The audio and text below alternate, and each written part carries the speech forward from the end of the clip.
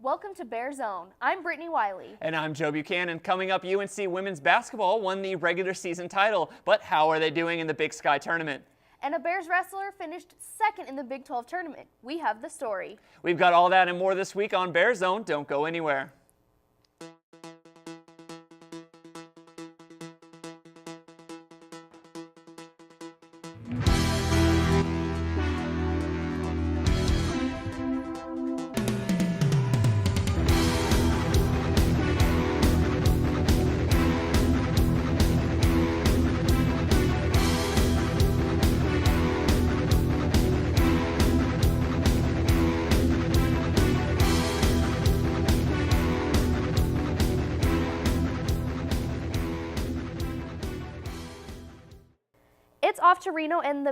It's off to Reno for the Bears and the rest of the Big Sky Conference for the 2018 Big Sky Tournament.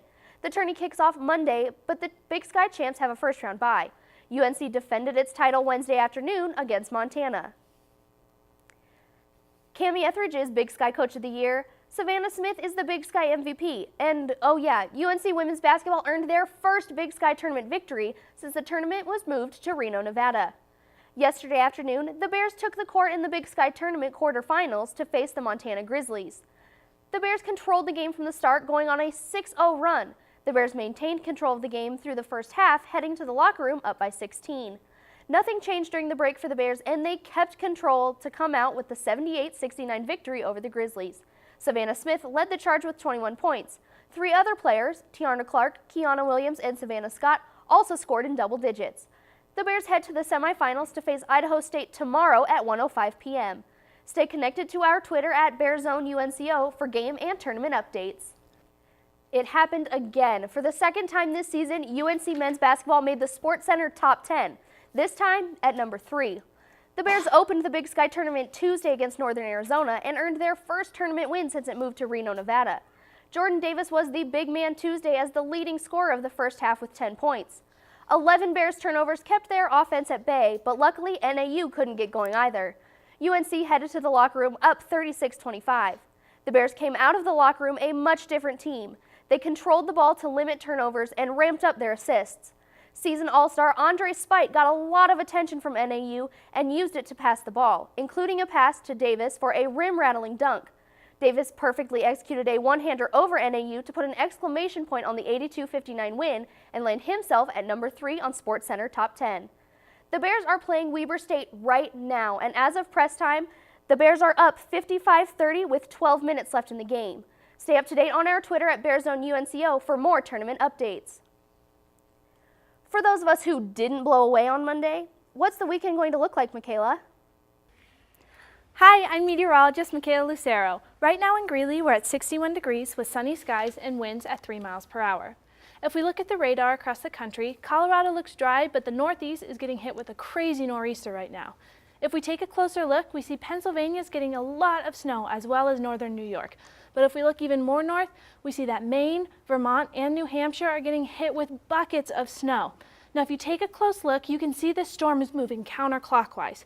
For a meteorology word, we call that cyclonic rotation. That means that the storm is getting stronger.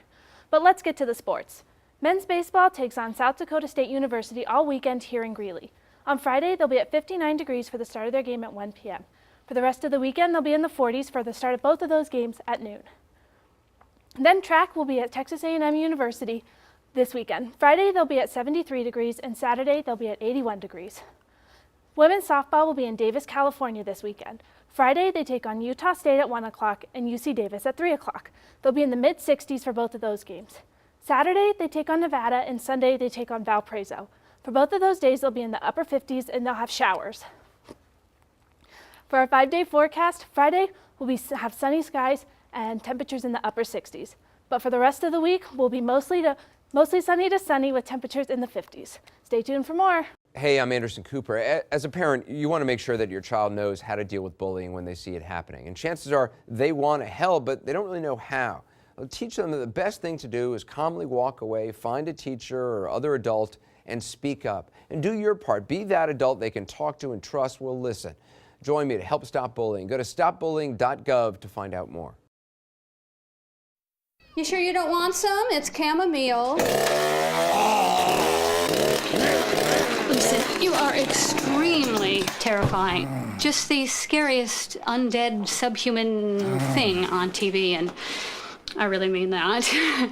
But I am worried that you could give my kids nightmares if they see you, so I'm gonna have to block you. So that's it. Oh, and tell the zombies they're blocked too.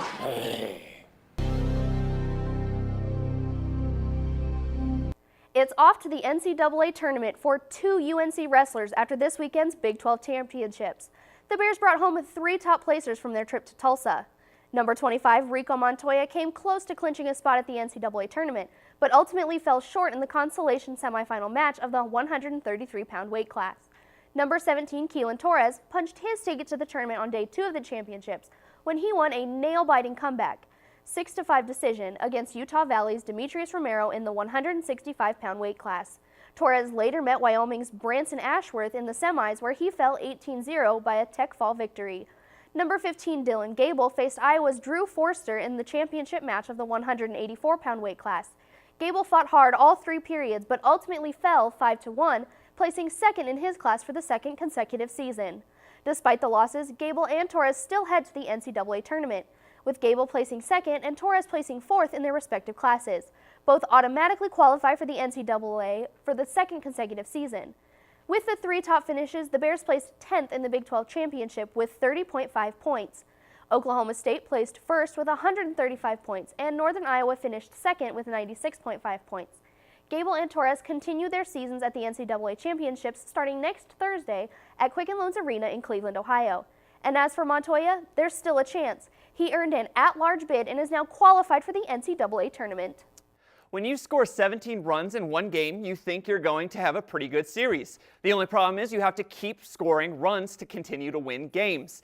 The Bears baseball team scored 17 runs on Friday, but only managed to score 14 the rest of the series, eventually earning a split against North Dakota State. UNC scored 12 runs in the first 3 innings on Friday's game, including 5 in the first and 7 in the third. They led 12-1 after 3 innings, but didn't stop there. Matt Zoba pinch hit in the 5th and hit his first career home run, giving the Bears an 18-2 lead.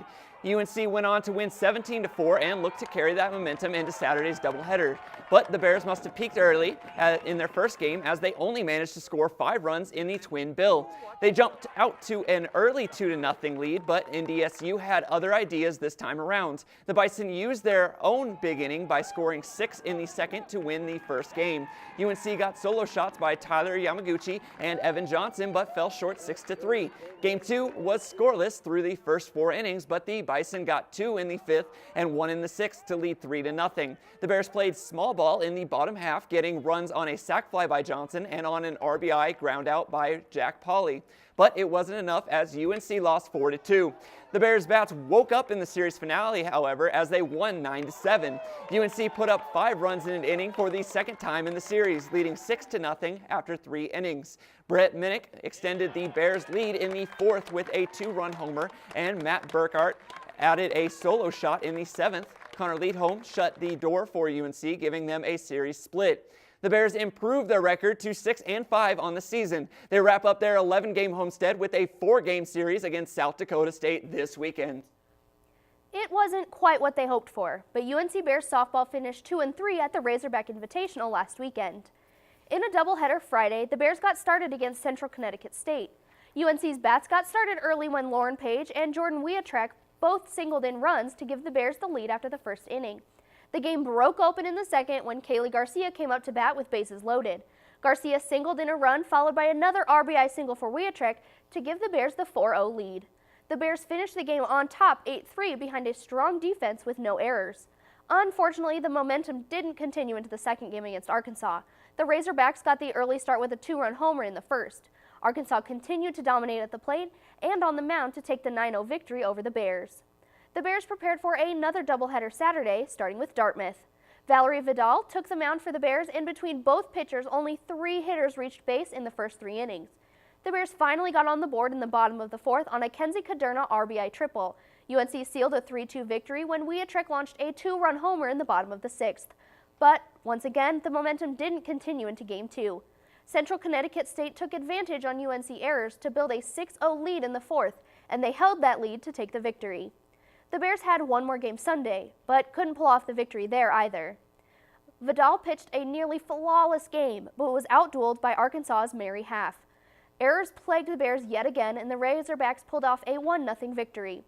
The tournament dropped the Bears' record to 10-11 heading into the UC Davis tournament this weekend.